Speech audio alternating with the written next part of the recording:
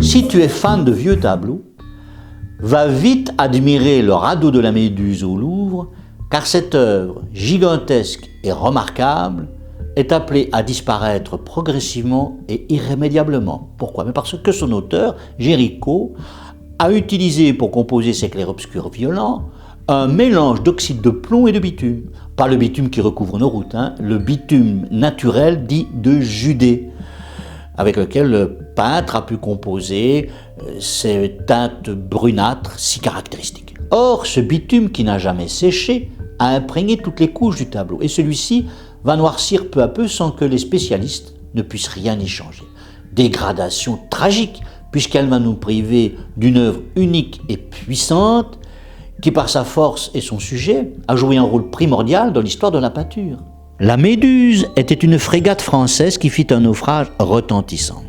Partie pour le Sénégal en 1816, elle fut immobilisée sur des bancs de sable au large de la Mauritanie et perdit 160 de ses passagers. Un fait divers sordide qui frappa l'imagination du jeune peintre Théodore Géricault, qui la découvre à 26 ans et décide d'en faire le sujet d'un tableau gigantesque de 7 mètres sur 5 environ, montrant 15 survivants du naufrage dérivant sur un radeau dans l'espoir de regagner la terre ferme.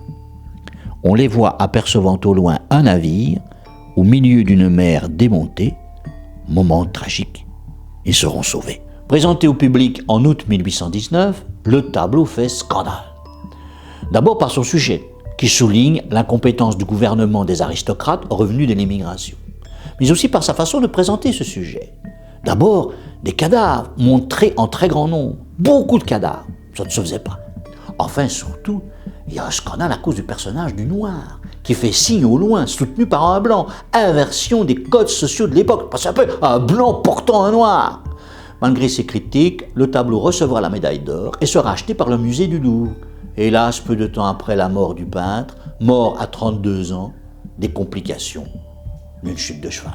Tout est tragique dans cette œuvre, dont l'effacement chimique constitue pour l'histoire de l'art un deuxième et inévitable naufrage. N'oublie pas de t'abonner.